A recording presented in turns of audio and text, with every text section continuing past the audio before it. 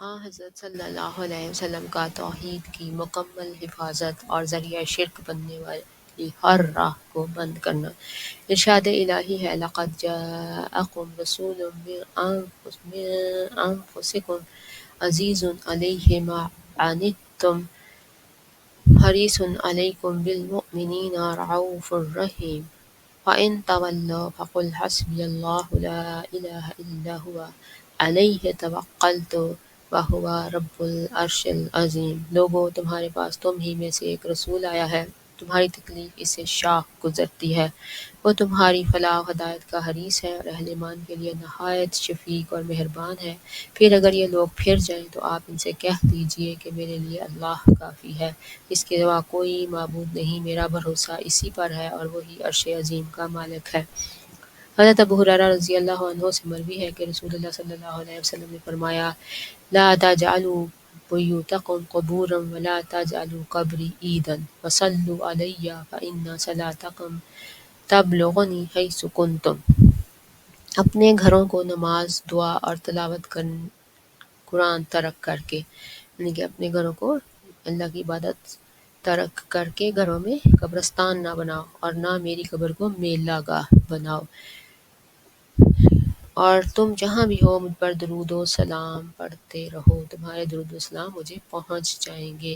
اس کو ابو داؤد نے حسن سند کے ساتھ روایت کیا ہے، حسن سند کے ساتھ روایت کیا ہے اور اس کے راوی ثقہ ہیں، یعنی یہ صحیح کے قریب حدیث ہے، صحیح جس کی سند ہو اور جس کے راوی جو ہیں وہ سارے سچے ہوں۔ زین العابدین علی بن حسین رضی اللہ رحمۃ اللہ علیہ، علی بن حسین رحمۃ اللہ علیہ ایک شخص کو نبی صلی اللہ علیہ وسلم کی قبر کے گرد بنی دیوار میں ایک شگاف سے اندر داخل ہو کر قبر کے پاس دعا کرتے ہوئے دیکھا، تو اسے روک دیا اور کہا کیا میں تجھے وہ حدیث نہ بتاؤں جو میرے باپ حضرت حسین رضی اللہ عنہ نے میرے دادا حضرت علی رضی اللہ عنہ سے اور انہوں نے رسول اکرم صلی اللہ علیہ وآلہ وسلم سے سنی تھی۔ آپ نے فرمایا تھا لا تتخذوا قبری عیدا ولا بیوتکم قبورا وصلوا علی فإن تسلیمکم یبلغنی این کنتم۔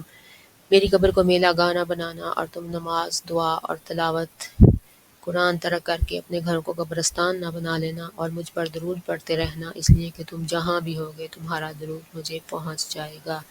مسائل: سورہ برات توبہ کی آخری 2 آیتوں کی تفسیر و توضیح۔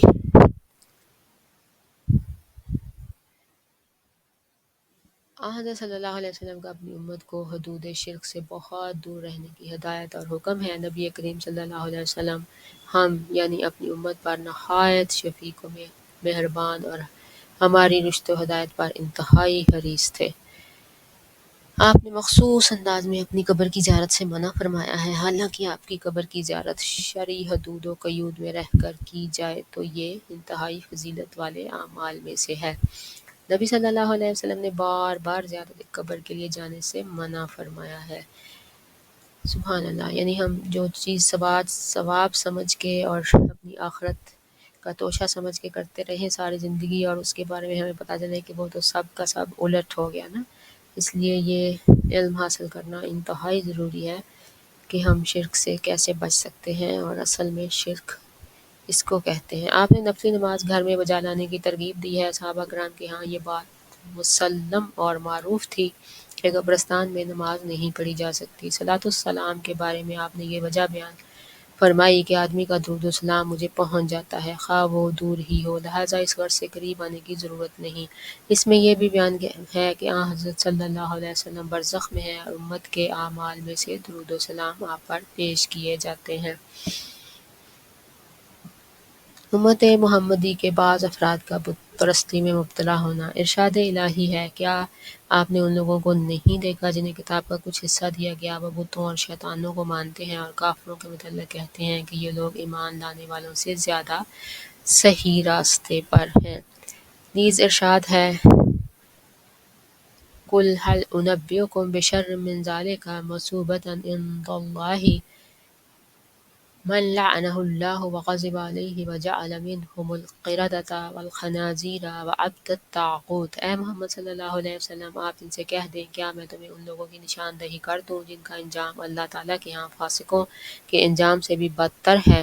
وہ ایسے لوگ ہیں جن پر اللہ نے لعنت کی اور غضبناک ہوا، اور جن کو میں نے ان میں سے بندر اور سور بنا دیا، اور جنہوں نے طاغوت کی بندگی کی۔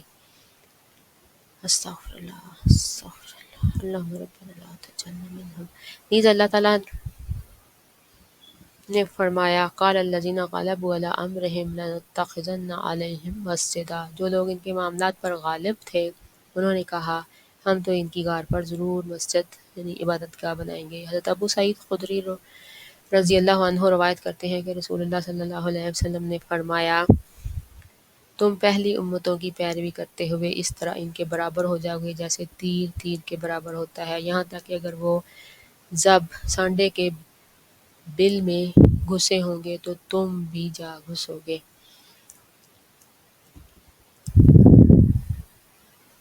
صحابہ کرام نے کہا آپ کی مراد یہود و نصارہ ہیں؟ آپ نے فرمایا اور کون؟ یعنی یہود و نصارہ کی طرح تم لوگ بھی اسی طرح کی چیزیں کرو گے۔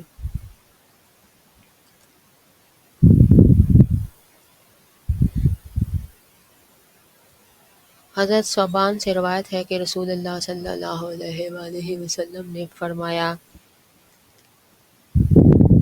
اللہ تعالیٰ نے میرے لیے زمین اس حد تک سمیٹ دی کہ میں نے اس کے مشرق و مغرب دیکھ لیے، اور میری امت کی حکومت وہاں تک پہنچے گی جہاں تک مجھے زمین سمیٹ کر دکھائی گئی، اور مجھے دو خزانے ایک سرخ اور دوسرا سفید عطا کیے گئے ہیں، اور میں نے اپنے رب سے اپنی امت کے لیے یہ دعا کی کہ وہ عام قحط سالی سے اسے ہلاک نہ کرے اور ان پر کوئی ایسا بیرونی دشمن مسلط نہ کرے جو انہیں تباہ کر کے رکھ دے۔ میرے رب نے فرمایا اے محمد صلی اللہ علیہ وسلم، میں جب کوئی فیصلہ کر دیتا ہوں تو اسے ٹالا نہیں جا سکتا۔ میں آپ کی امت کے بارے میں آپ کی یہ دعا قبول کرتا ہوں کہ میں انہیں عام قحط سالی سے ہلاک نہیں کروں گا اور ان پر کوئی ایسا بیرونی دشمن بھی مسلط نہیں کروں گا جو انہیں تباہ کر کے رکھ دے، اگرچہ سارے دشمن ان کے خلاف متحد اور مجتمع کیوں نہ ہو جائیں، البتہ وہ خود آپس میں ایک دوسرے کو ہلاک کریں گے اور قیدی بھی بنائیں گے۔ اور اسے حافظ برقانی نے بھی اپنی کتاب الصحیح میں روایت کیا ہے اور مندرجہ ذیل الفاظ کا اضافہ کیا ہے۔ مجھے اپنی امت کے بارے میں صرف گمراہ پیشواؤں کا خدشہ ہے، اور جب ان میں ایک دفعہ تلوار چل پڑی تو قیامت تک بند نہیں ہوگی، اور قیامت اس وقت تک قائم نہیں ہوگی جب تک کہ میری امت کی ایک جماعت مشرکین سے نہ جا ملے اور میری امت کے بہت سے گروہ بت پرستی نہ کرنے لگے، اور میری امت میں 30 دجال ہوں گے، وہ سب کے سب نبوت کا دعویٰ کریں گے حالانکہ میں خاتم الانبیاء آخری نبی ہوں، میرے بعد کوئی نبی نہیں آئے گا، اور میری امت کا ایک گروہ ہمیشہ قیامت تک حق پر رہے گا۔ اللہم ربنا جعلنا منہم، اللہ پاک ہمیں ان میں سے کرنا جو حق پہ ہوں، اور ان کی اللہ تعالیٰ کی طرف سے مدد کی جائے گی، اور انہیں چھوڑ جانے والے ان کا کچھ بھی نہیں بگاڑ سکیں گے یہاں تک کہ اللہ کا حکم یعنی قیامت آ جائے۔ مسائل: سورہ نساء کی آیت جس میں اہل کتاب کے بتوں اور شیطان کی پوجا کرنے کا ذکر ہے کی تفسیر۔ سورہ مائدہ کی آیت جس میں فاسقوں سے بدتر لوگوں کا ذکر ہے کی تفسیر۔ سورہ کہف کی آیت جس میں اصحاب کہف کے غار پر مسجد بنانے کا ذکر ہے کی تفسیر، یعنی یہ جو حدیث ہے جو نبی صلی اللہ علیہ وسلم کے الفاظ ہیں یہ ان آیات کی تفسیر ہے۔ اگر آپ آیا نکال کے اس کو دیکھیں تو آپ کو سمجھ آئے گی کہ یہ اس کی تفسیر ہے جس کا ذکر بھی کیا گیا ہے یہاں۔ سب سے اہم بات جبت، بت اور طاغوت شیطان پر ایمان لانے کے معنی مفہوم کا بیان ہے کہ کیا اس سے مراد قلبی اعتقاد ہے یا ان سے نفرت اور ان کے بطلان کا اعتقاد رکھتے ہوئے بظاہر ان کی موافقت۔ اس سے یہود کی یہ بات بھی معلوم ہوئی کہ اپنے کفر سے واقف کفار اہل ایمان سے زیادہ صحیح راستے پر ہیں۔ ایک اہم مسئلہ جو اس باب کا مقصود و عنوان ہے یہ ہے کہ اہل حق کی ایک جماعت ہر زمانے میں موجود رہے گی جیسا کہ حضرت ابو سعید رضی اللہ عنہ کی روایت میں اس کا بیان موجود ہے۔ اس امت کے بہت سے گروہ بت پرستی میں مبتلا ہوں گے۔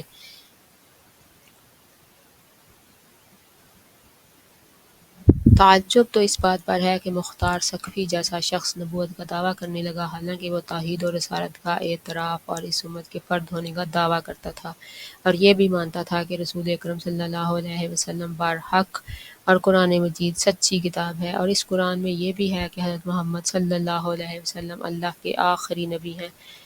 اس کی باتوں میں اس قدر واضح تضاد کے باوجود لوگ اس کی تصدیق کرتے رہے۔ صحابہ کے آخری دور میں ظاہر ہوا اور بہت سے گروہوں نے اس کی پیروی کی۔ یہ بشارت بھی ہے کہ امت محمدیہ کلی طور پر ختم نہیں ہوگی جیسا کہ سابقہ زمانوں میں ہوتا رہا ہے، بلکہ ایک جماعت قیامت تک حق پر رہے گی۔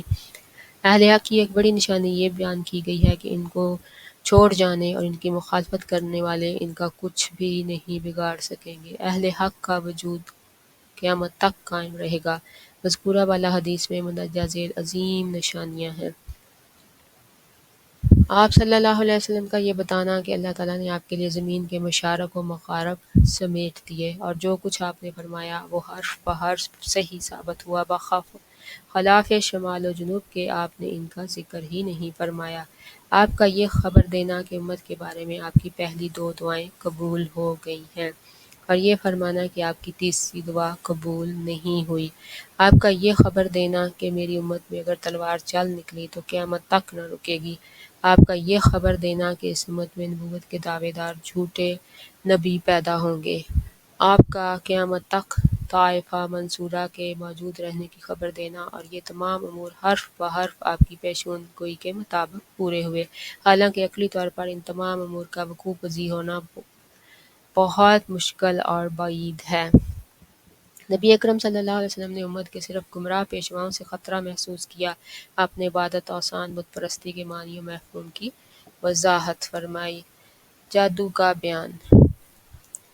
ارشاد الہی ہے، وَلَقَدْ عَلِمُوا لَمَنِ اشْتَرَاهُ مَا لَهُ فِي الْآخِرَةِ مِنْ خَلَاقٍ، اور وہ خوب جانتے تھے کہ اسے حاصل کرنے والے کا آخرت میں کوئی حصہ نہیں۔ یہ سورہ بقرہ کی آیت ہے جس میں جادو کے بارے میں جو حضرت سلیمان کی دور میں ہوتا تھا اس کی آخری آیت کا حصہ ہے۔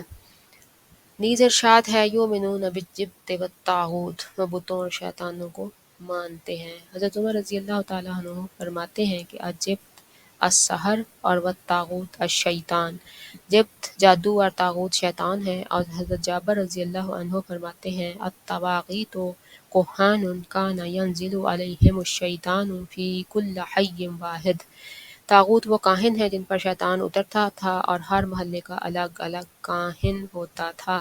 حضرت ابو ہریرہ رضی اللہ عنہ سے مروی ہے کہ رسول اللہ صلی اللہ علیہ وسلم نے فرمایا، 7 مخلق کاموں سے بچ کر رہو۔ صحابہ نے عرض کی، یا رسول اللہ وہ 7 کام کون کون سے ہیں؟ آپ نے فرمایا، اللہ تعالیٰ کے ساتھ شرک کرنا، جادو کرنا، کسی کو ناحق قتل کر ڈالنا، سود خوری، یتیم کا مال کھانا، کفار سے مقابلے کے دن پیٹھ پھیر کے بھاگ جانا، پاک دامن اور عفیف اہل ایمان عورتوں پر تہمت لگانا، اور حضرت جندب رضی اللہ عنہ سے مرفوع روایت ہے کہ جادوگر کی سزا یہ ہے کہ اسے تلوار سے قتل کر دیا جائے۔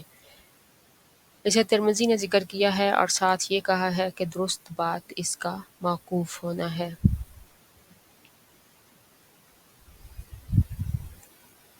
اور بجالہ بن عبدہ رحمۃ اللہ علیہ سے روایت ہے کہ کتب عمر بن خطاب رضی اللہ عنہ ان اقتلوا کل ساحر و ساحرہ قال فقتلنا 3 سواحر، حضرت عمر رضی اللہ تعالیٰ عنہ نے لکھا ہے کہ ہر جادوگر مرد اور عورت کو قتل کر دو، اور ہم نے 3 جادوگرنیوں کو قتل کیا۔ اور حضرت حفصہ رضی اللہ عنہ سے ثابت ہے کہ انہا امرت بقتل جاریۃ لہا سحرتھا فقتلت، انہوں نے اپنی لونڈی کو قتل کرنے کا حکم دیا جس نے ان پر جادو کر دیا تھا، چنانچہ اسے قتل کر دیا گیا۔ اسی طرح حضرت جندب رضی اللہ عنہ سے بھی ایسا ہی ایک واقعہ منقول ہے۔ امام احمد فرماتے ہیں کہ جادوگروں کو قتل کرنا 3 صحابہ سے ثابت ہے۔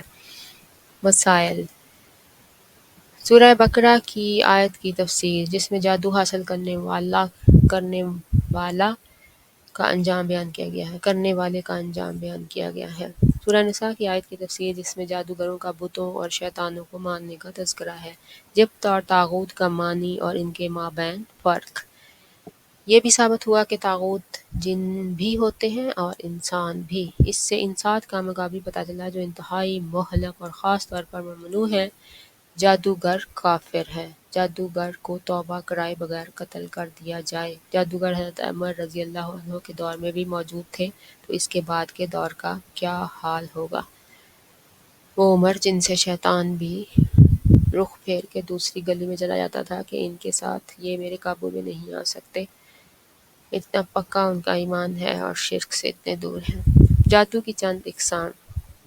امام احمد بن حنبل محمد بن جعفر سے روایت کرتے ہیں، وہ اوف سے، وہ حیان بن علا سے، وہ قطن بن قبیصہ سے اور وہ اپنے باپ قبیصہ سے کہ انہوں نے نبی صلی اللہ علیہ وسلم کو یہ فرماتے ہوئے سنا، ان الیافۃ والترک والطیر من الجبت، پرندوں کو اڑا کر فال لینا، زمین پر خطوط کھینچنا یعنی علم رمل، اور کسی چیز کو دیکھ کر بد فالی اور بد شگونی لینا، یہ سب جادو کی اقسام ہیں۔ اوف کہتے ہیں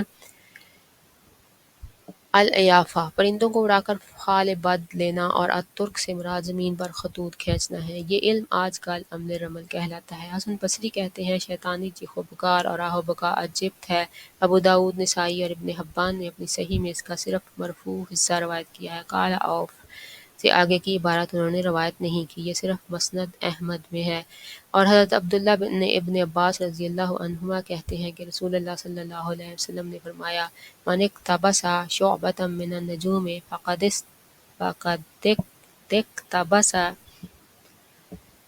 شعبۃ من السحر زاد ما زاد، جس نے علوم نجوم کا کچھ حصہ سیکھا، اس نے اسی قدر جادو سیکھا، جتنا زیادہ سیکھتا جائے اتنا ہی زیادہ اس کی وجہ سے گناہ میں اضافہ ہوتا جائے۔ حضرت ابو ہریرہ سے روایت ہے کہ من عقد عقدۃ ثم نفس فیہا فقد سحر ومن سحر فقد اشرک ومن تعلق شیئا وکل الیہ، جس شخص نے گرہ باندھ کر اس پر پھونک ماری تحقیق اس نے جادو کیا، اور جو جادو کرے وہ شرک کا مرتکب ہوا، اور جو شخص اپنے بازو، گلے، ہاتھ وغیرہ پر کوئی چیز باندھے یا لٹکائے اسے اسی کے سپرد کر دیا جاتا ہے۔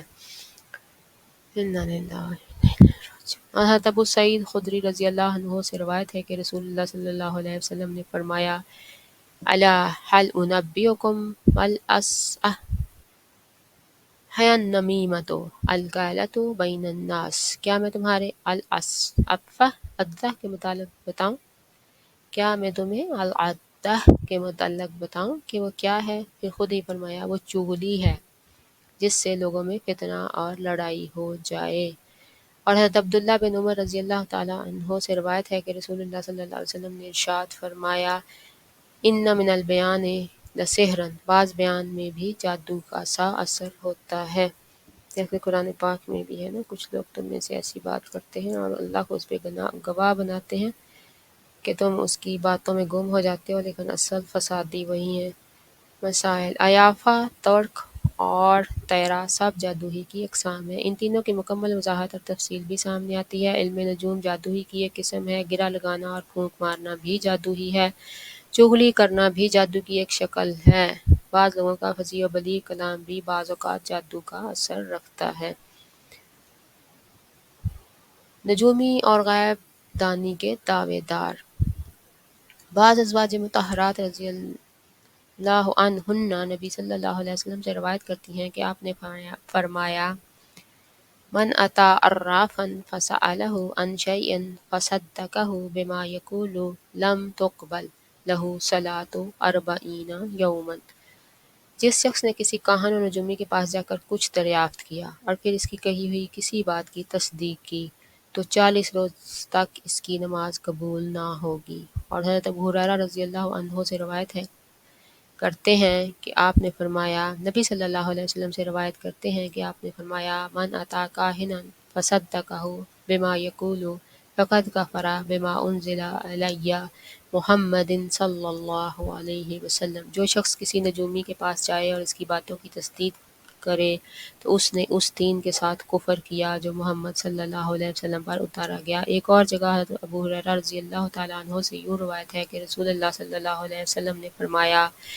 من अता अर्राफन औ काहिनन फसद्दक़हु बिमा यक़ूलु फ़क़द कफ़र बिमा उन्ज़िला इलैया मुहम्मद सल्लल्लाहु अलैहि वसल्लम। जिस शख्स ने किसी नजूमी या काहन के पास जाकर इसकी कही हुई बात की तस्दीक की, इसने इस दीन के साथ कुफ्र किया जो मोहम्मद सल्लल्लाहु अलैहि वसल्लम पर उतारा गया। माजा ने, अबू दाऊद, तिर्मिज़ी, नसाई, इब्न माजा ने इससे ज़िक्र किया है और इमाम हाकिम ने भी इसे मुस्तदरक में इसे बुखारी और मुस्लिम की शर्त पर सही करार दिया है और मसनद अबी याला में उम्दा सनद के साथ हज़रत अब्दुल्लाह बिन मसूद से यही रवायत मौकूफ़ मरवी है। हज़रत उमर इब्न हुसैन से मरफू रवायत है कि रसूलुल्लाह सल्लल्लाहु अलैहि वसल्लम ने फरमाया, वो शख्स हम में से नहीं जो फाल निकाले या निकलवाए, कहानत करे या कराए, जादू करे या कराए, और जो शख्स किसी काहन के पास जाकर इसकी कही हुई बातों की तस्दीक करे तो इसने इस दीन का इनकार किया जो मोहम्मद सल्लल्लाहु अलैहि वसल्लम पर नाज़िल किया गया। इसको बाज़ार ने जय्यद सनद के साथ रवायत किया है और यही हदीस इमाम तबरानी ने अल-मुअज्जम अल-औसत में हज़रत इब्न अब्बास रज़ियल्लाहु अन्हा से रवायत की है। ताहम इसमें मन अता काहिनन से आखिर तक अल्फाज नहीं हैं। इमाम बगवी रहमतुल्लाह अलैह ने कहा है कि अल-अराफ वो है जो चंद बातों से मामलात के इल्म का दावा करे और इनकी रोशनी में चोरी शुदा या गुम शुदा चीज़ की जगह की निशानदही करे वगैरह। बाद अहले इल्म ने कहा है कि अराफ काहिन है और काहिन वो है जो मुस्तकबिल में होने वाले अमूर के मुतल्लक़ ख़बर देता है। बाज़ कहते हैं कि काहिन वो है जो दिल की बात बताए। शेखुल इस्लाम अबुल अब्बास इब्न तैमिया रहमतुल्लाह अलैह फरमाते हैं, उर्राफ एक जामे लफ्ज़ है जिसका इतलाक़ काहिन, नजूमी, रमाल और इस किस्म के तमाम लोगों पर होता है जो इन तरीक़ों से बाज़ अमूर व वाक़यात की इत्तला दे। हज़रत अब्दुल्लाह बिन अब्बास रज़ियल्लाहु अन्हुमा फरमाते हैं, जो लोग हरूफ़ अबजद लिख कर हिसाब करते हैं और नजूम सितारों से रहनुमाई लेते हैं, मेरे नज़दीक ऐसा करने वालों के लिए अल्लाह के यहाँ आखिरत में कोई हिस्सा नहीं है। मसाइल। कुरान पर ईमान लाना और काहन की बात की तस्दीक करना, ये दोनों बातें एक दिल में जमा नहीं हो सकती। मसाइल। कुरान पर ईमान लाना और काहन की बात की तस्दीक करना, ये दोनों बातें एक दिल में जमा नहीं हो सकती। नंबर 2, इसमें यह वजाहत और सराहत भी है कि काहन की तस्दीक करना कुफ्र है। कहानत कराने वाले का तज़किरा मौजूद है, फाल निकलवाने वाले का जिक्र वारिद है, ये सारी चीज़ें तो मेंशन है इसके अंदर। जादू कराने वाले का जिक्र है इस इन अहादीस में और हरूफ अबजद लिख कर हिसाब करने वाले का तज़किरा मौजूद है। इन सब का जिक्र इसलिए है कि ये लोग काफिर और दायरा इस्लाम से खारिज हैं। इसमें काहन और उर्राफ के माबैन फ़र्क की वजाहत भी है। जादू टोने के ज़रिए जादू के इलाज की ममानियत। हज़रत जाबिर रज़ियल्लाहु ताला अन्हु से मरवी है कि रसूलुल्लाह सल्लल्लाहु अलैहि वसल्लम से नशरा यानी जादू के ज़रिए जादू के इलाज के मुतल्लिक़ दरियाफ़्त किया गया तो आपने फरमाया, हिया मिन अमल शैतान, ये शैतानी अमल है। इमाम अबू दाऊद रहमतुल्लाह अलैह कहते हैं, इमाम अहमद से नशरा के मुतल्लिक़ पूछा गया तो उन्होंने फरमाया कि हज़रत अब्दुल्लाह बिन मसऊद इन सब कामों को नापसंदीदा समझते थे। हज़रत कुतादा कहते हैं कि मैंने सईद बिन मुसय्यब रहमतुल्लाह अलैह से पूछा कि अगर किसी पर जादू हो या कोई ऐसा टूना जिसके सबब वो अपनी बीवी के करीब ना आ सकता हो तो क्या इसका दफिया करना, इसको बातिल करने के लिए नशरा यानी मंतर इस्तेमाल करना दुरुस्त है? उन्होंने जवाब दिया, इसमें कोई हरज नहीं क्योंकि इससे जादू करने वालों का मकसद इस्लाह ही है, नफ़ामंद और मुफीद शय के इस्तेमाल की ममानियत नहीं। हज़रत हसन बसरी रहमतुल्लाह अलैह से मरवी है कि वो कहते हैं कि जादू को जादूगर ही उतार सकता है।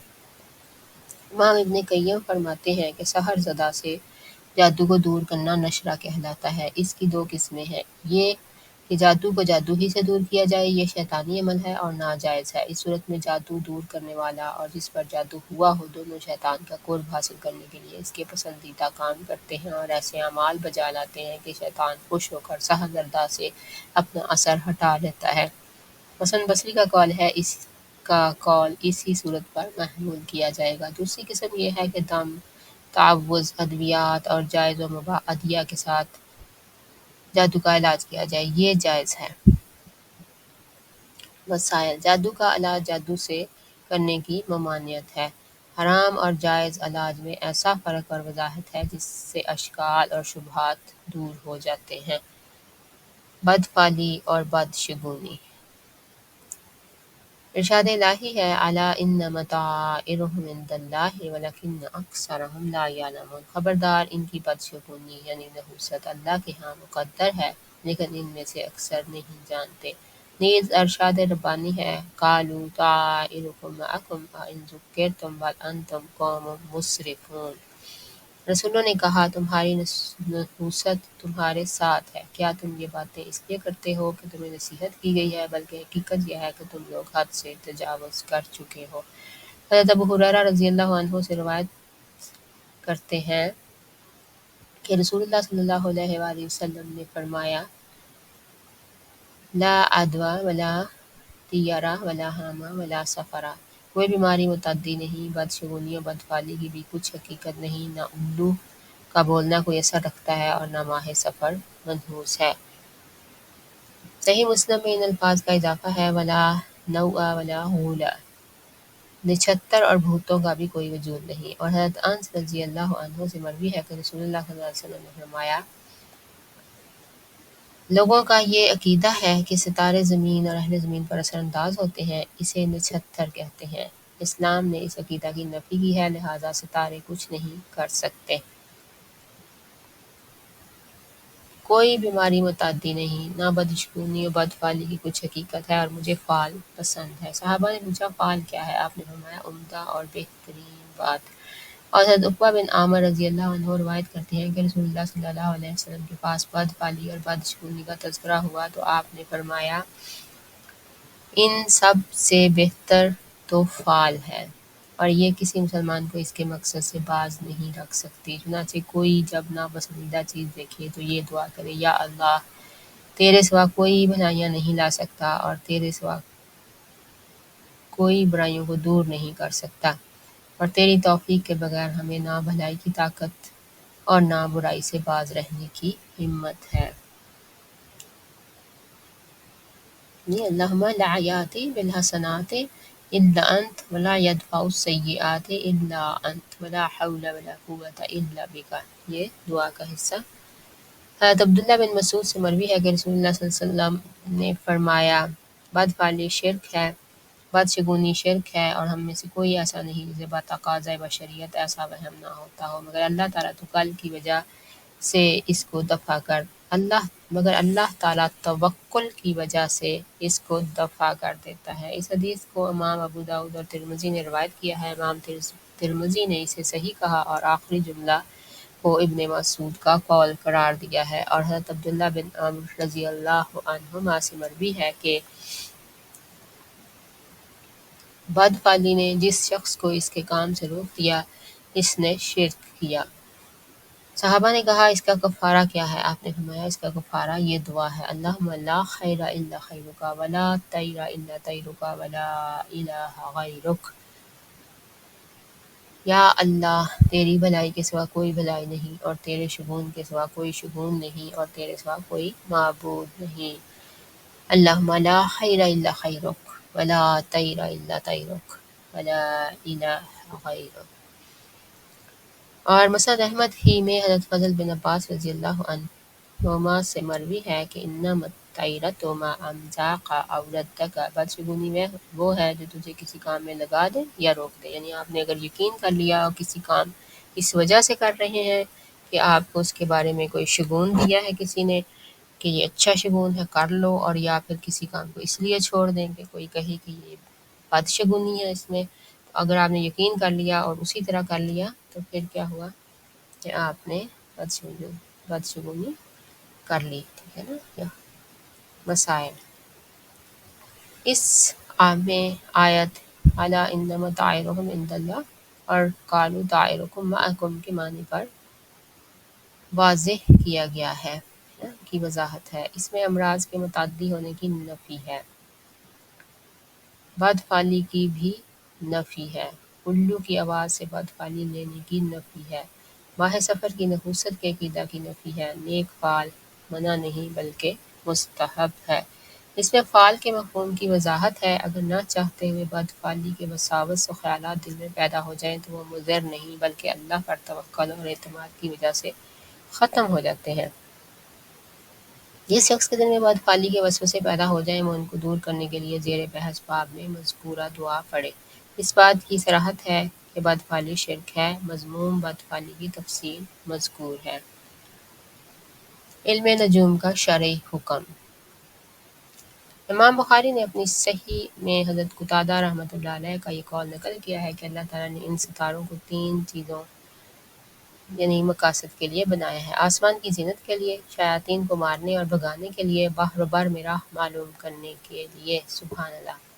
جو شخص ان کے علاوہ کچھ اور سمجھتا ہے اس نے غلطی کی اور ہر بھلائی سے اپنا حصہ برباد کر لیا اور اس نے ایسے عمل کا تکلف کیا جس کا اسے کوئی علم نہیں۔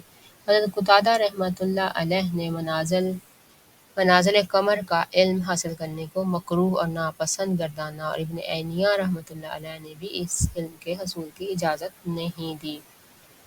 یہ دونوں روایتیں حرب نے بیان کی ہیں۔ امام احمد اور اسحاق نے اس منازل قمر کے علم کے حصول کی اجازت دی ہے، اور حضرت ابو موسیٰ اشعری سے مروی ہے کہ رسول اللہ صلی اللہ علیہ وسلم نے فرمایا 3 اشخاص جنت میں داخل نہیں ہو سکیں گے: شراب نوشی کا عادی، یہ ثلاثۃ لا يدخلون الجنہ: مدمن الخمر، شراب نوشی کا عادی، وقاطع الرحم، قطع رحمی کرنے والا، ومصدق بالسحر، اور جادو کو سچا ماننے والا۔ مسائل: ستاروں کی تخلیق کی حکمتیں۔ اللہ نے اس میں بیان کی ہے کہ کیا کیا حکمتیں ہیں جس وجہ سے ستارے پیدا کیے گئے ہیں، اور ان حکمتوں کے علاوہ کچھ اور سمجھنے والوں کی تردید۔ منازل قمر حاصل کرنے میں اہل علم کے مابین اختلاف رائے موجود ہے۔ کتاب التوحید۔ جادو کو باطل سمجھتے ہوئے بھی اس کی تصدیق کرنے پر وعید ہے۔ یعنی اگر آپ سمجھ تو باطل رہے ہیں لیکن تصدیق کر دیتے ہیں نا کہ یہ جادو ہے، تو اس پہ بھی۔ نچھتر یعنی تاروں کے اثر سے بارش برسنے کا عقیدہ۔ ارشاد الہی ہے وَتَجْعَلُونَ رِزْقَكُمْ أَنَّكُمْ تُكَذِّبُونَ، اور تم اپنی کمائی کی جگہ یہ بناتے ہو کہ اسے جھٹلاتے ہو۔ اور حضرت ابو مالک اشعری رضی اللہ تعالیٰ عنہ کہتے ہیں کہ رسول اللہ صلی اللہ علیہ وسلم نے فرمایا میری امت میں جاہلیت کے 4 کام ایسے ہیں جنہیں وہ نہیں چھوڑیں گے: حسب و نسب اور خاندانی شرف و فضیلت پر فخر کرنا، دوسروں کے نسب و خاندان میں عیب اور نقص نکالنا، اور طعنہ زنی کرنا، تاروں کے اثر سے بارش ہونے کا عقیدہ رکھنا، اور نوحہ یعنی کسی کے مرنے پر رونا پیٹنا۔ اور فرمایا نوحہ کرنے والی اگر مرنے سے پہلے توبہ نہ کرے تو قیامت کے دن اسے گندک کا کرتا اور خارش میں مبتلا کر دینے والی زرہ پہنا کر کھڑا کیا جائے گا۔ ایک اور جگہ حضرت زید بن خالد جھنی رضی اللہ عنہ سے روایت ہے کہ رسول اللہ صلی اللہ علیہ وسلم نے حدیبیہ کے مقام پر ایک ایسی رات کو ہمیں صبح کی نماز پڑھائی جس میں بارش ہو چکی تھی۔ جب آپ نے سلام پھیرا تو لوگوں کی طرف متوجہ ہو کر فرمانے لگے کیا تم جانتے ہو کہ اللہ تعالیٰ نے کیا ارشاد فرمایا ہے؟ صحابہ نے کہا اللہ اور اس کے رسول ہی بہتر جانتے ہیں۔ آپ نے فرمایا اللہ تعالیٰ نے فرمایا ہے کہ میرے بندوں میں کچھ مومن ہوئے ہیں اور کچھ کافر۔ جس نے کہا ہم پر اللہ کے فضل اور اس کی رحمت سے بارش ہوئی ہے وہ مجھ پر ایمان لایا، اور جس نے کہا ہم پر یہ بارش فلاں نچھتر یعنی تاروں کے اثر سے ہوئی ہے وہ میرا منکر ہوا اور تاروں کی تاثیر پر ایمان لایا۔ اور حضرت عبداللہ ابن عباس رضی اللہ عنہما سے بھی اسی طرح کی روایت ہے۔ اس میں یہ ہے کہ بعض کہتے ہیں کہ فلاں فلاں نچھتر ستارہ یعنی کہ سچ یعنی مفید ثابت ہوا ہے۔ تو ان کی تردید میں اللہ تعالیٰ نے یہ آیت نازل فرما دی فَلَا أُقْسِمُ بِمَوَاقِعِ النُّجُومِ وَإِنَّهُ لَقَسَمٌ لَوْ تَعْلَمُونَ عَظِيمٌ إِنَّهُ لَقُرْآنٌ كَرِيمٌ فِي كِتَابٍ مَّكْنُونٍ لَا يَمَسُّهُ إِلَّا الْمُطَهَّرُونَ تَنزِيلٌ مِّن رَّبِّ الْعَالَمِينَ أَفَبِهَٰذَا الْحَدِيثِ أَنتُم مُّدْهِنُونَ وَتَجْعَلُونَ رِزْقَكُمْ أَنَّكُمْ تُكَذِّبُونَ۔ مجھے تاروں کے منازل کی قسم ہے، اگر تم سمجھو تو یہ بڑی قسم ہے کہ بے شک یہ قرآن بلند رتبے والا ہے جو لوح محفوظ میں لکھا ہوا ہے، اسے وہی ہاتھ لگاتے ہیں جو پاک ہیں، یہ رب العالمین کی طرف سے نازل کیا گیا ہے۔ تو پھر کیا تم اس کلام سے بے اعتنائی اور بے مروتی کرتے ہو اور اپنا وظیفہ یہ بناتے ہو کہ تم اسے جھٹلاتے ہو؟ مسائل: سورہ واقعہ کی آیت کی تفسیر و توضیح جس میں قرآن کو جھٹلانے والوں کا تذکرہ ہے۔ یعنی جو ایسی باتوں پہ یقین رکھتے ہیں۔ ان چار امور کا ذکر جو جاہلیت کی رسوم ہے، ان چار میں سے بعض کفر ہیں۔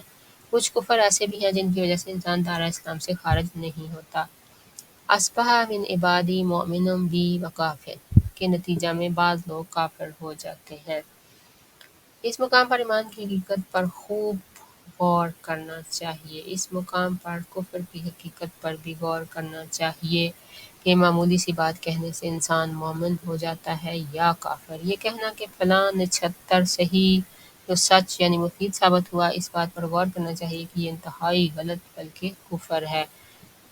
تدرون ماذا قال ربکم، اس سے ثابت ہوا کہ طالب علم کو بات ذہن نشین کرانے کے لیے استفہامی انداز اختیار کرنا جائز ہے۔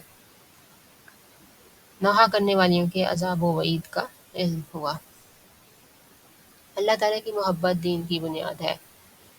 ارشاد الہی ہے، وَمِنَ النَّاسِ مَن يَتَّخِذُ مِن دُونِ اللَّهِ أَندَادًا يُحِبُّونَهُمْ كَحُبِّ اللَّهِ، کچھ لوگ ایسے ہیں جو دوسروں کو اللہ کا ہمسر اور شریک ٹھہراتے ہیں اور ان سے یوں محبت کرتے ہیں جیسے اللہ سے ہونی چاہیے۔ نیز ارشاد ربانی ہے، قُلْ إِنْ كَانَ آبَاؤُكُمْ وَأَبْنَاؤُكُمْ وَإِخْوَانُكُمْ وَأَزْوَاجُكُمْ وَعَشِيرَتُكُمْ وَأَمْوَالٌ اقْتَرَفْتُمُوهَا وَتِجَارَةً تَخْشَوْنَ كَسَادَهَا وَمَسَاكِنَ تَرْضَوْنَهَا أَحَبَّ عَلَيْكُم مِّنَ اللَّهِ وَرَسُولِهِ وَجِهَادٍ فِي سَبِيلِهِ فتربصوا حتى يأتي الله بأمره والله لا يهدي القوم الفاسقين۔ اے محمد صلی اللہ علیہ وسلم، آپ کہہ دیں کہ اگر تمہیں اپنے ماں باپ، بیٹے، بھائی، بیویاں، عزیز و اقارب اور مال جو تم جمع کر چکے ہو اور تجارت جس کے مان پڑنے کا تمہیں خدشہ رہتا ہے اور تمہارے گھر جو تمہیں پسند ہے، یہ چیزیں اگر تمہیں اللہ اور اس کے رسول صلی اللہ علیہ وسلم اور اس کے راستے میں جہاد کرنے سے زیادہ عزیز ہیں تو انتظار کرو یہاں تک کہ اللہ اپنا حکم لے آئے، اور اللہ فاسقوں کو ہدایت نصیب نہیں کرتا۔ حضرت انس رضی اللہ تعالیٰ عنہ سے مروی ہے کہ رسول اللہ صلی اللہ علیہ وسلم نے فرمایا، لا يؤمن احدكم حتى اكون احب الیہ من ولدہ ووالدہ والناس اجمعین، تم میں سے کوئی شخص اس وقت تک مومن نہیں ہو سکتا جب تک کہ وہ مجھے، اپنی اولاد، ماں باپ اور تمام لوگوں سے زیادہ محبوب نہ سمجھے۔ اور حضرت انس رضی اللہ تعالیٰ عنہ سے روایت کرتے ہیں، حضرت انس رضی اللہ عنہ ہی روایت کرتے ہیں کہ رسول اللہ صلی اللہ علیہ وسلم نے فرمایا، تین اوصاف ایسے ہیں جس میں وہ پائے جائیں ان کی بدولت وہ ایمان کی مٹھاس محسوس کرتا ہے۔ نمبر 1 یہ کہ وہ اللہ اور اس کے رسول کو سب سے زیادہ محبوب سمجھے۔ نمبر 2 کسی سے محض اللہ کے لیے محبت کرے۔ اس کے بعد کہ اللہ تعالیٰ نے اسے کفر سے بچا لیا ہو، وہ اسے یوں ناپسند کرے جیسے آگ میں ڈالا جانا اسے ناپسند ہے۔ حضرت عبداللہ بن عباس رضی اللہ تعالیٰ عنہما فرماتے ہیں، دوستی اور اللہ کے لیے دشمنی رکھے تو جان لینا چاہیے۔ دوستی اور اللہ کے لیے دشمنی، اللہ تعالیٰ کی ولایت، دوستی اور محبت انہی کاموں سے حاصل ہو سکتی ہے، اور کوئی بھی شخص ان امور کے بغیر ایمان کا ذائقہ اور مٹھاس نہیں پا سکتا۔ اگرچہ وہ بہت نمازیں پڑھے اور بکثرت روزے رکھے، عام لوگوں کی آپس میں محبت اور تعلقات دنیاوی امور پر استوار ہیں، یہ چیز اللہ تعالیٰ کے ہاں اپنے کرنے والوں کے لیے کچھ سود مند ثابت نہ ہوگی۔ حضرت ابن عباس رضی اللہ عنہما نے وَتَقَطَّعَتْ بِهِمُ الْأَسْبَابُ کہ قیامت کے روز ان کے سارے اسباب و وسائل ختم ہو جائیں گی کی تفسیر میں فرمایا کہ یہاں اسباب و وسائل سے مراد دوستی، محبت اور تعلقات ہیں۔ اس اثر کو اب بن حمید، ابن جرید، ابن المنذر، ابن ابی حاتم اور حاکم نے روایت کیا ہے، اور حاکم نے اسے صحیح کہا ہے۔ مسائل: سورہ بقرہ کی آیت کی تفسیر، جس میں مشرکوں کی غیر اللہ کے لیے محبت کا تذکرہ ہے۔ سورہ بڑہ کی آیت کی تفسیر، جس میں اللہ اور رسول کے مقابلے میں دیگر چیزوں سے محبت کا انجام بیان ہوا ہے۔ اپنی جان، اہل و عیال اور مال و منال کے مقابلہ میں سب سے زیادہ محبت نبی صلی اللہ علیہ وسلم سے ہونی چاہیے۔ اسی صورت میں ایمان کی نفی کا مطلب یہ نہیں کہ وہ شخص دائرہ اسلام سے خارج ہے۔ ایمان کی ایک مٹھاس ہے، تاہم کبھی اس کا احساس ہوتا ہے اور کبھی نہیں ہوتا۔ چار قلبی اعمال ایسے ہیں جن کے بغیر انسان اللہ کی ولایت حاصل نہیں کر سکتا اور نہ ان کے بغیر ایمان کا ذائقہ چکھ سکتا ہے۔ صحابہ کرام رضی اللہ عنہم نے واقعات و حقائق کی روشنی میں سمجھ لیا تھا کہ عام لوگوں کے تعلقات اور میل جول محض دنیا کی خاطر ہیں۔ اس باب میں وَتَقَطَّعَتْ بِهِمُ الْأَسْبَابِ کی تفسیر پر بھی روشنی ڈالی گئی ہے۔ بعض مشرک بھی ایسے ہوتے ہیں جو اللہ تعالیٰ سے بے انتہا محبت کرتے ہیں۔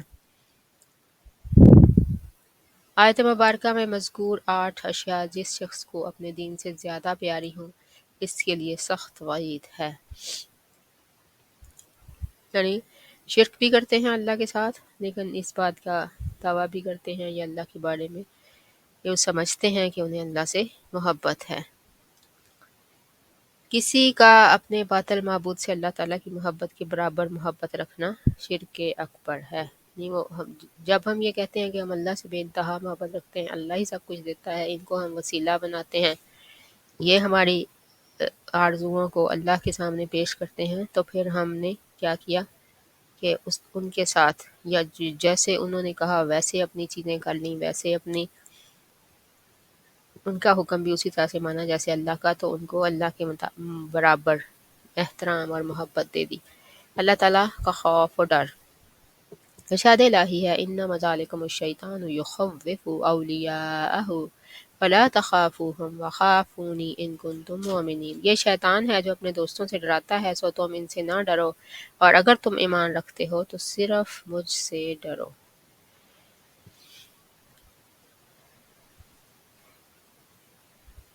نیز ارشاد ربانی ہے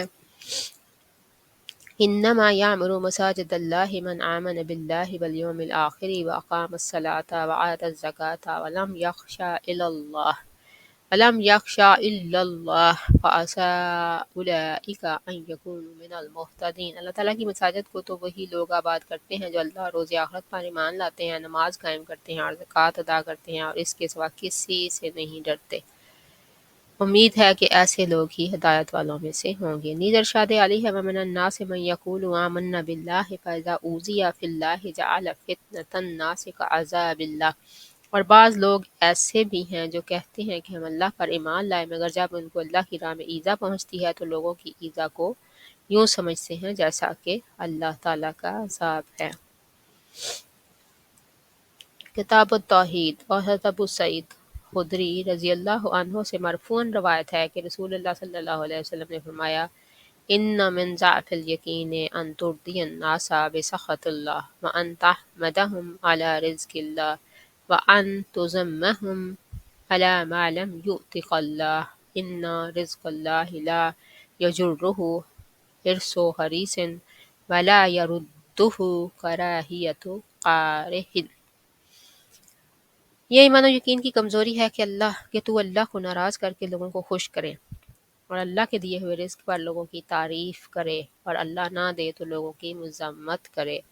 بے شک اللہ کے رزق کو نہ کسی حریص کا حرص کھینچ سکتا ہے اور نہ کسی ناپسند کرنے والے کی ناپسندگی اسے روک سکتی ہے۔ حضرت عائشہ رضی اللہ تعالیٰ عنہ سے مروی ہے کہ رسول اللہ صلی اللہ علیہ وسلم نے فرمایا جو شخص لوگوں کو ناراض کر کے اللہ کو راضی رکھے اللہ اس پر راضی ہو جاتا ہے اور لوگوں کو بھی اس سے راضی رکھتا ہے، اور جو شخص اللہ کو ناراض کر کے لوگوں کی رضا کا طالب ہو اللہ تعالیٰ اس سے ناراض ہو جاتا ہے اور لوگوں کو بھی اس سے ناراض کر دیتا ہے۔ یعنی اللہ کو ناراض کر کے آپ کسی کو خوش نہیں کر سکتے۔ At the end of day لوگ آپ کے ساتھ ناراض ہی رہیں گے جب آپ اللہ کو ناراض کر کے کسی کو خوش کرنے کی کوششیں کر رہے ہوتے ہیں۔ مسائل۔ سورہ آل عمران کی آیت کی تفسیر جس میں اللہ تعالیٰ ہی سے ڈرنے کی ترغیب ہے، سورہ برا کی آیت کی تفسیر جس میں اللہ تعالیٰ کی مساجد آباد کرنے والوں کی صفات ذکر کی گئی ہیں، سورہ عنکبوت کی آیت کی تفسیر جس میں اللہ پر کمزور ایمان والوں کا تذکرہ ہے۔ ایمان کبھی کبھی اور کبھی کمزور ہوتا رہتا ہے۔ ایمان کی کمزوری کی 3 علامات ہیں۔ صرف اللہ تعالیٰ سے ڈرنا فرائض دین میں سے ایک فریضہ ہے۔ صرف اللہ تعالیٰ کا خوف، ڈر اور خشیت رکھنے والے کی فضیلت اور ثواب واضح ہوئے، اور جو شخص صرف اللہ سے نہ ڈرے بلکہ اس کے علاوہ غیر سے بھی ڈرے اس کی سزا کا بیان ہوا۔ بیان ہوا ہے۔ صرف اللہ تعالیٰ پر توکل کرنا چاہیے۔ اللہ ذوالجلال کا فرمان ہے وَعَلَى اللَّهِ فَتَوَكَّلُوا إِن كُنتُم مُّؤْمِنِينَ، اگر تم صاحب ایمان ہو تو صرف اللہ ہی پر توکل کرو۔ نیز ارشاد الہی ہے انما المؤمنون الذین اذا ذکر اللہ وجلت قلوبهم واذا تلیت علیہم آیاتہ زادتهم ایمانا وعلی ربهم یتوکلون۔ صحیح معنوں میں اہل ایمان تو وہ ہیں جن کے دل اللہ کے ذکر سے لرز جاتے ہیں، اور جب ان پر اللہ کی آیات تلاوت کی جاتی ہیں تو ان کے ایمان میں اضافہ ہو جاتا ہے، اور وہ اپنے رب پر توکل کرتے ہیں۔ ایک اور جگہ اللہ رب العزت نے فرمایا یا ایہا النبی حسبک اللہ ومن اتبعک من المؤمنین، اے نبی صلی اللہ علیہ وسلم، آپ اور آپ کے پیروکار اہل ایمان کو بس اللہ ہی کافی ہے۔ اور ارشاد عالی ہے وَمَن یتوکل علی اللہ فہو حسبہ، اور جو کوئی اللہ تعالیٰ پر توکل کرے گا تو اسے کافی ہوگا، تو اللہ اسے کافی ہوگا۔ حضرت ابن عباس رضی اللہ عنہما کہتے ہیں کہ حضرت ابراہیم کو جب آگ میں ڈالا گیا تو انہوں نے حسبنا اللہ و نعم الوکیل کہ ہمیں اللہ کافی ہے اور وہ بہتر کارساز ہے، اور اسی طرح جب لوگوں نے رسول اللہ صلی اللہ علیہ وسلم سے یہ کہا کہ ان الناس قد جمعوا لکم فاخشوہم فزادہم ایمانا وقالوا حسبنا اللہ و نعم الوکیل، بے شک کافر لوگوں نے تمہارے مقابلے کے لیے لشکر جمع کر لیا ہے، ان سے ڈرو، تو ان کا ایمان اور زیادہ ہو گیا اور کہنے لگے حسبنا اللہ و نعم الوکیل۔ مسائل: اللہ تعالیٰ پر توکل اور بھروسہ کرنا دینی فریضہ ہے اور یہ ایمان کی شرطوں میں سے ہے۔ سورہ انفال کی آیت کی تفسیر و توضیح جس میں اہل ایمان کی صفات کا ذکر ہے، متعلقہ تفسیر آیت کا آخری کلمہ وَعَلَىٰ رَبِّهِمْ يَتَوَكَّلُونَ ہے۔ سورۃ طلاق کی آیت کی تفسیر جس میں ہے کہ اللہ پر توکل کرنے والوں کے لیے اللہ ہی کافی ہے۔ اس سے کلمہ حسبنا اللہ و نعم الوکیل کی عظمت و فضیلت کا بھی پتہ چلتا ہے کہ اللہ کے دو خلیلوں حضرت ابراہیم علیہ السلام اور حضرت محمد صلی اللہ علیہ وسلم نے شدید مشکل اور پریشانی کے وقت یہ کلمہ پڑھا۔ اللہ تعالیٰ کی تدبیر سے بے خوف نہیں ہونا چاہیے۔ ارشاد الہی ہے افامنوا مکر اللہ فلا یأمن مکر اللہ الا القوم الخاسرون، کیا یہ لوگ اللہ کی تدبیر سے بے خوف ہیں؟ اللہ تعالیٰ کی تدبیر سے وہی لوگ بے خوف ہوتے ہیں جو خسارہ اٹھانے والے ہیں۔ نیز ارشاد ہے کالا وَمَن یقنط من رحمت ربہ الا الضالون، اور گمراہ لوگ ہی اللہ کی رحمت سے مایوس ہوتے ہیں۔ حضرت ابن عباس رضی اللہ عنہما سے مروی ہے کہ رسول اللہ صلی اللہ علیہ وسلم سے کبیرہ گناہوں کی بابت دریافت کیا گیا کہ وہ کون کون سے ہیں، تو آپ نے فرمایا الشرک باللہ والیأس من روح اللہ والامن من مکر اللہ، اللہ تعالیٰ کے ساتھ شرک کرنا، اللہ تعالیٰ کی رحمت سے مایوس ہونا، اور اللہ کی تدبیر اور گرفت سے بے خوف ہونا۔ اور حضرت عبداللہ بن مسعود نے کہا اکبر الکبائر الاشراک باللہ والامن من مکر اللہ والقنوط من رحمت اللہ والیأس من روح اللہ، سب سے بڑے گناہ یہ ہیں اللہ تعالیٰ کے ساتھ شرک کرنا، اللہ تعالیٰ کی تدبیر سے بے خوف ہونا، اور اللہ تعالیٰ کی رحمت اور فضل سے مایوس ہونا۔ مسائل: سورہ اعراف کی آیت کی تفسیر جس میں اللہ کی تدبیر سے بے خوف ہونے والوں کا تذکرہ ہے، سورہ حجر کی آیت کی تفسیر جس میں ہے کہ گمراہ لوگ اللہ کی رحمت سے دور ہیں، اللہ کی تدبیر سے بے خوف رہنے پر شدید وعید وارد ہے، اللہ کی رحمت سے مایوس ہونے پر بھی شدید وعید وارد ہے۔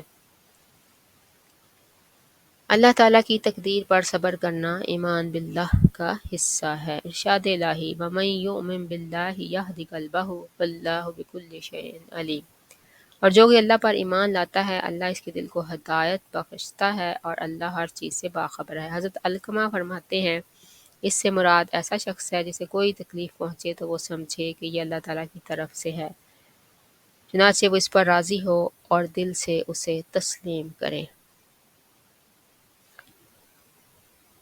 اور حضرت ہریرہ رضی اللہ عنہ سے مروی ہے کہ رسول اللہ صلی اللہ علیہ وسلم نے فرمایا اثنتان فی الناس ہما بہم کفر الطعن فی النسب والنیاحۃ علی المیت، لوگوں میں دو باتیں کفر کی ہیں، لوگوں کے نسبوں پر طعن کرنا اور فوت شدہ پر نوحہ کرنا۔ اور ایک اور مقام پر حضرت عبداللہ بن مسعود سے مروی ہے کہ رسول اللہ صلی اللہ علیہ وسلم نے فرمایا لیس منا من ضرب الخدود وشق الجیوب ودعا بدعوى الجاہلیہ، جو شخص صدمے کے وقت چہرے پر دو ہتھڑ مارے، گریبان پھاڑے اور جہالت کے بول بولے، وہ ہم میں سے نہیں۔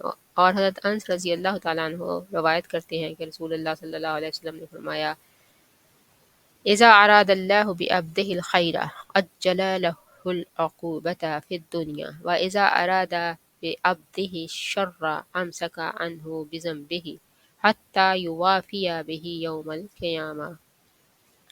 جب اللہ تعالیٰ اپنے کسی بندے سے خیر خواہی کرنا چاہے تو اس کے گناہ کی سزا اسی دنیا میں جلد دے دیتا ہے، اور جب اللہ اپنے کسی بندے سے برائی کا ارادہ کرے تو اس سے اس کے گناہ کی سزا کو روک لیتا ہے، یہاں تک کہ قیامت کو اس کا پورا حساب لے گا۔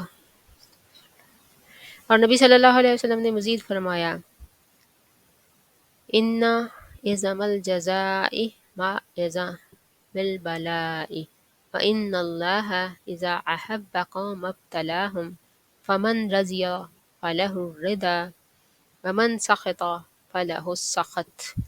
بڑی آزمائش میں بڑا بدلہ ہوتا ہے، اور اللہ تعالیٰ جب کسی قوم سے محبت کرتا ہے تو انہیں آزماتا ہے۔ جو شخص اس آزمائش پر راضی ہو اللہ تعالیٰ اس سے راضی ہو جاتا ہے، اور جو شخص اس آزمائش پر ناخوش ہو اللہ تعالیٰ اس سے ناخوش اور ناراض ہو جاتا ہے۔ مسائل: سورہ تغابن کی آیت کی تفسیر، جس میں ہے کہ اللہ مومن کے دل کو ہدایت بخشتا ہے۔ اللہ کے فیصلوں یعنی تقدیر پر صبر کرنا بھی ایمان باللہ کا حصہ ہے۔ کسی کے نسب پر طعن کرنا کفریہ کام ہے۔ صدمہ کے وقت چہرے پر دو ہتھڑ مارنے، گریبان پھاڑنے اور جہالت کے بول بولنے والے شخص کے بارے میں سخت وعید وارد ہوئی ہے۔ اس بات کی علامت کہ اللہ تعالیٰ اپنے بندے کے ساتھ بھلائی چاہتا ہے، اور جس کو عذاب و سزا دینا چاہے اس کی علامت و پہچان بتائی گئی ہے۔ جس بندے سے اللہ تعالیٰ کو محبت ہو اس کی نشانی اللہ تعالیٰ کے فیصلوں یعنی تقدیر پر ناخوشی کا اظہار کرنا حرام ہے۔ آزمائشوں پر راضی ہونے کا اجر و ثواب بہت زیادہ ہے۔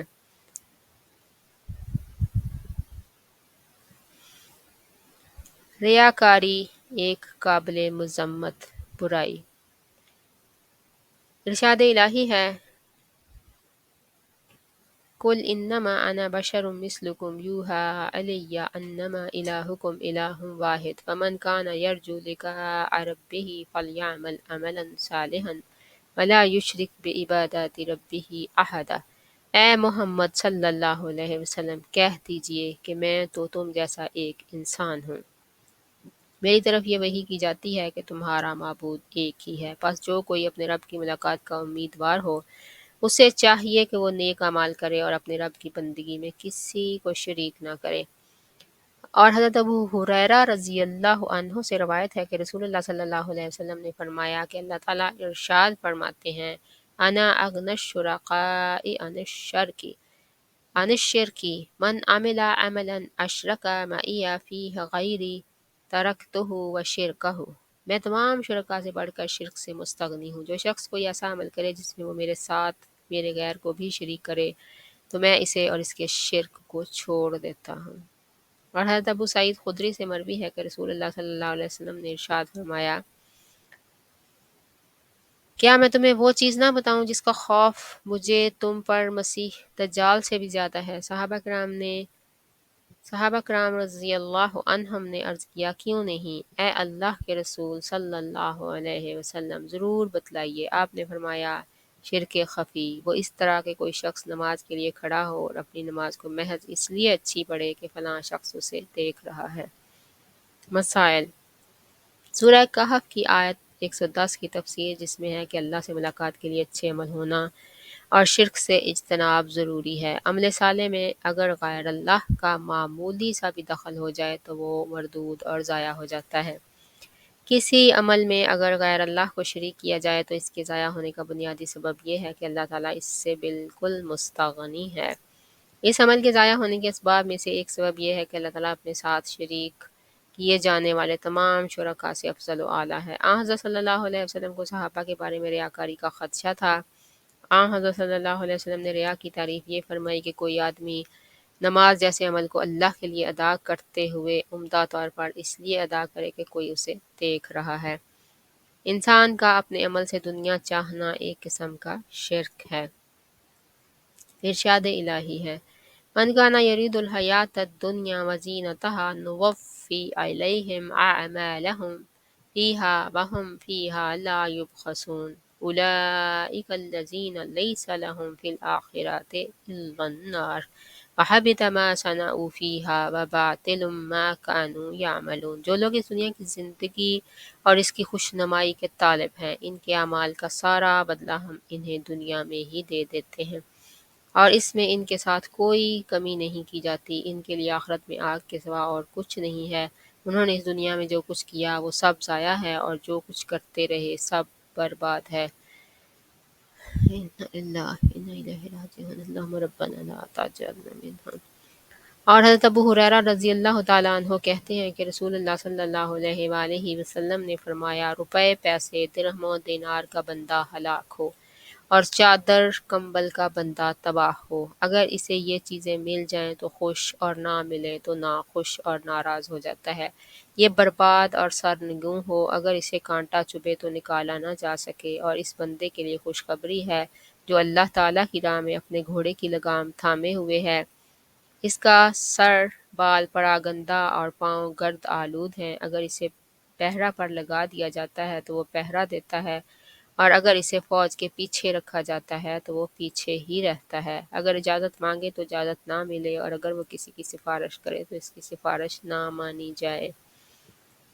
مسائل: انسان کا آخرت کے عمل سے دنیا طلب کرنا مذموم ہے۔ سورہ ہود کی آیت 15-16 کی تفسیر، جس میں طالب دنیا کی مذمت بیان ہوئی ہے۔ دنیا کے حریص مسلمان کو عبد الدینار، عبد الدرہم، عبد الخمیسہ، درہم دینار اور کپڑوں کا بندہ کہا گیا ہے۔ دینار اور درہم چادر اور کپڑے کے بندے طالب کی تفسیر یوں کی گئی ہے کہ اگر اس کی آرزو پوری ہو جائے تو خوش ورنہ ناخوش۔ اس میں حدیث کے لفظ تائسا ون توکسا کی تشریح اور وضاحت ہے، اور اس میں حدیث کے لفظ وَإِذَا شِئْتَ فَلَن تُوکِشَ کی بھی تشریح اور وضاحت ہے۔ حدیث میں مذکور صفات کے حامل مجاہد کی تعریف۔ اللہ تعالیٰ کی حلال کردہ چیز کو حرام یا حرام کردہ چیز کو حلال کرنے میں علماء و امراء کی اطاعت، ان کو رب کا درجہ دینا ہے۔ حضرت ابن عباس رضی اللہ عنہما نے فرمایا، تمہارا یہی حال رہا تو قریب ہے کہ تم پر آسمان سے پتھر برسیں۔ میں تمہیں رسول اللہ صلی اللہ علیہ وسلم کا فرمان سناتا ہوں اور تم اس کے مد مقابل ابو بکر اور عمر کی بات کرتے ہو۔ امام احمد بن حنبل نے فرمایا، مجھے ان لوگوں پر تعجب ہے جو حدیث کی سند اور اس کے صحیح ہونے کا علم ہو جانے کے بعد بھی سفیان ثوری کی رائے پر عمل کرتے ہیں۔ اللہ تعالیٰ فرماتے ہیں، فَلْيَحْذَرِ الَّذِينَ يُخَالِفُونَ عَنْ أَمْرِهِ أَن تُصِيبَهُمْ فِتْنَةٌ أَوْ يُصِيبَهُمْ عَذَابٌ أَلِيمٌ۔ رسول صلی اللہ علیہ وسلم کے حکم کی مخالفت کرنے والوں کو ڈرنا چاہیے کہ ان پر کوئی فتنہ یا سخت عذاب نہ آ پڑے۔ جانتے ہو فتنہ کیا ہے؟ اس سے مراد شرک ہے۔ ہو سکتا ہے کہ جو انسان رسول اللہ صلی اللہ علیہ وسلم کی کسی بات کو چھوڑ دے تو اس کے دل میں کجی آ جائے اور وہ ہلاک ہو جائے۔ حضرت عدی بن حاتم رضی اللہ عنہ نے نبی صلی اللہ علیہ وسلم کو یہ آیت تلاوت کرتے ہوئے سنا، اتخذوا احبارهم ورهبانهم اربابا من دون الله والمسيح ابن مريم وما امروا الا ليعبدوا الها واحدا لا الہ الا هو سبحانہ عما یشرکون۔ انہوں نے اپنے علماء، بزرگوں اور مسیح ابن مریم کو اللہ کے سوا رب بنا لیا، حالانکہ انہیں یہ حکم دیا گیا تھا کہ ایک اللہ کے سوا کسی کی عبادت نہ کریں، اس کے سوا کوئی معبود نہیں، وہ ان کے شریک ٹھہرانے سے پاک ہے۔ حضرت عدی بن حاتم کہتے ہیں کہ میں نے آپ صلی اللہ علیہ وسلم سے کہا، ہم ان علماء اور بزرگوں کو عبادت تو نہیں کرتے۔ آپ نے فرمایا، کیا ایسا نہیں تھا کہ تم اللہ کی حلال کردہ چیزوں کو ان کے کہنے پر حرام اور اللہ کی حرام کردہ چیزوں کو ان کے کہنے پر حلال سمجھتے تھے؟ یعنی اللہ کا حکم معلوم کرنے کی ہم کوشش نہ کریں اور جو ہمارے بزرگ یا ہمارے پیشوا یا ہمارے مسجدوں کے اور ممبروں کے اور کیا نا مجاور ہمیں کہتے تو اس کو ہم حلال یا حرام ماننا شروع کر دیں۔ میں نے کہا ہاں۔ آپ صلی اللہ علیہ وسلم نے فرمایا یہی ان کی عبادت ہے۔ مثال سورہ نور کی آیت 63 کی تفسیر جس میں رسول کے حکم کی نافرمانی سے ڈرایا گیا ہے۔ سورہ برات کی آیت 31 کی تفسیر جس میں علماء اور بزرگوں کو رب بنانے والے کا تذکرہ ہے۔ عبادت کے اس معنی و مفہوم کا بیان جس کا حضرت علی رضی اللہ عنہ نے انکار کیا تھا، یعنی اس میں اس بات پر تنبیہ ہے کہ عبادت کا مفہوم صرف وہ نہیں جو علی نے سمجھا اور علماء اور بزرگوں کی عبادت کا انکار کیا، بلکہ عبادت کے معنی اس سے وسیع ہے۔ اس سے معلوم ہوا کہ رسول اللہ صلی اللہ علیہ وسلم کے بالمقابل کسی کو بھی پیش نہیں کیا جا سکتا، خواہ اس کا مقام کتنا ہی بلند اور عرفہ کیوں نہ ہو، جیسا کہ حضرت عباس نے حضرت ابوبکر اور حضرت عمر اور امام احمد نے سفیان ثوری کے نام پیش کرنے پر انکار کیا۔ اس میں اس بات پر بھی تنبیہ ہے کہ اب حالات اس حد تک تبدیل ہو چکے ہیں کہ اکثر عوام کے نزدیک بزرگوں کی عبادت ہی افضل ترین عمل کی حیثیت اختیار کر گئی ہے اور اسے ولایت کہا جاتا ہے۔ اسی طرح علم و فقہ کے نام پر اہل علم کی بھی عبادت ہوتی ہے۔ پھر اس قدر حالات بدلے کہ اللہ کے سوا ان کی بھی پرستش ہونے لگی جو صالح نہ تھے، اور دوسرے لفظوں میں یوں کہیں کہ ان کی بھی عبادت ہونے لگی جو اصحاب علم نہیں بلکہ جاہل مطلق ہیں۔ انا للہ